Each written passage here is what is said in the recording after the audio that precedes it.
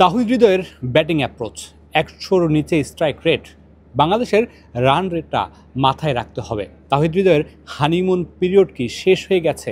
অনেকগুলো বিষয় নিয়ে কথা বলতে চাই। তাহিদ হৃদয় ম্যাচ শেষে কী বলেছেন সেগুলো জানাতে চাই আপনাদের। বাংলাদেশ হংকং ম্যাচ শেষে সবচেয়ে আলোচনার যে বিষয়টি সেটি হচ্ছে তাওহিদ হৃদয়কে দলে দেখতে চান না সমর্থকরা। তারা বলছেন তাওহিদ হৃদয় অনেক বেশি স্লো ক্রিকেট খেলেছেন হংকংয়ের বিপক্ষে। কিন্তু আসলেই কি তাই? তাওহিদ হৃদয় আসলে কী ভাবছেন?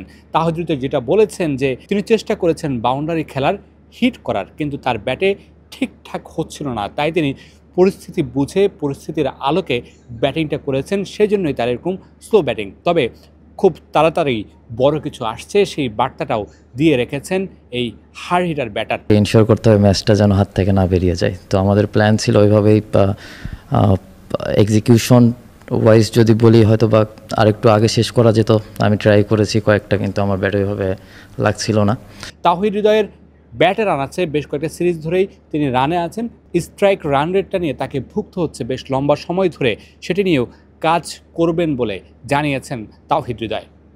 বাংলাদেশ এশিয়া কাপে যে গ্রুপে খেলছিল সেখানে বাংলাদেশের প্রতিপক্ষ হংকং, শ্রীলঙ্কা, আফগানিস্তান। বাংলাদেশের এই গ্রুপটার ম্যাচ শুরু হওয়ার আগে থেকেই সবচেয়ে বেশি আলোচনা হচ্ছিল রান রেট নিয়ে। রান রেটের বিষয়টা মাথায় রেখে প্রতিটা দল খেলতে হবে। সেটা আফগানিস্তানকে আমরা প্রথম ম্যাচে দেখেছিলাম, হংকংকে বিশাল ব্যবধানে হারিয়ে তারা রান রেটটাকে অনেক উপরের দিকে রেখেছিল। বাংলাদেশ কি সেটা মাথায় রেখে মাঠে নেমেছিল হংকংয়ের বিপক্ষে? তাওহিদ হৃদয় জানিয়েছেন রান রেট মুখ্য নয়, জয়টাই মুখ্য। তবে রান রেটের বিষয়টা তাদের ব্যাক অফ দ্য মাইন্ডে ছিল।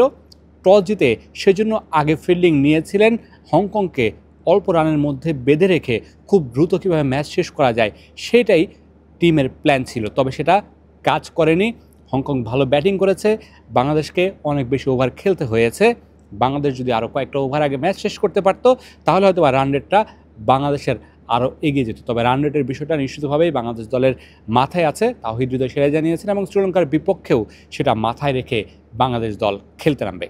আমাদের টার্গেটটা ছিল যত কমে ওদের অল আউট করে আমরা যত তাড়াতাড়ি খেলাটা শেষ করতে পারি, এটা একটা প্ল্যান। যেহেতু এখানে রান রেটের একটা বিষয় আছে, আপনারাও বলছেন, আমরা সবাই জানি, একটা টুর্নামেন্টে এসেছি। 2 বছরের বেশি সময় ধরে জাতীয় দলের সাথে আছেন তাওহিদ হৃদয়, নিয়মিত মুখ বাংলাদেশ ক্রিকেট দলের, নিয়মিত তিনি বাংলাদেশ দলের একাদশে জায়গা পাচ্ছেন। তাওহিদ হৃদয় কি এখন আর তরুণ বলা চলে?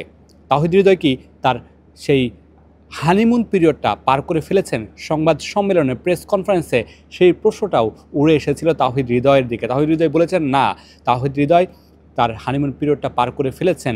আমার তো হানিমুন পিরিয়ড শেষ, আপনি যেটা বললেন। তো আমিও ট্রাই করছি যে যেহেতু আমার হানিমুন পিরিয়ডটা শেষ হয়েছে, আমি ওই জন্য প্র্যাকটিসে যাচ্ছি, ট্রাই করছি, হয়তো বা হচ্ছে না। ডে বাই ডে নিজেকে আরও উন্নত করার চেষ্টা করছেন, এবং তার স্ট্রাইক রেট, তার যে ব্যাটিং অ্যাপ্রোচ, তিনি যে বড় শট খেলতে পারছেন না সেগুলো নিয়ে কাজ করছেন। এবং উদাহরণ হিসেবে টেনেছেন বিশ্বের সব বড় বড় ক্রিকেটাররা এক সমান্তরাল রেখায় যেতে পারে না, আপস ডাউন যায়। তাওহিদ হৃদয় সেই খারাপ সময়টাই পার করছেন এবং আশা করছেন খুব দ্রুত সময়ের মধ্যে সেই খারাপ সময়টাকে পেছনে ফেলে বাংলাদেশের যে সমর্থক আছেন তাদের জন্য বড় কিছু উপহার দিবেন। প্রেস কনফারেন্সে সরাসরি সেটা জানিয়েছেন তাওহিদ হৃদয়, এবং বাংলাদেশ শ্রীলঙ্কার বিপক্ষে সেটা মাথায় রেখেই তাওহিদ হৃদয়দের ব্যাটিং এবং যে নেতিবাচক দিকগুলো আছে সেগুলোকে সাইডে রেখে সেগুলো নিয়ে কাজ করে নিশ্চিতভাবেই মাঠে নামবে, নিশ্চিতভাবেই জয়টা নিয়ে মাঠ ছাড়তে চাইবে। মামুনুর রশিদ, স্টার নিউজ, সংযুক্ত আরব আমিরাত।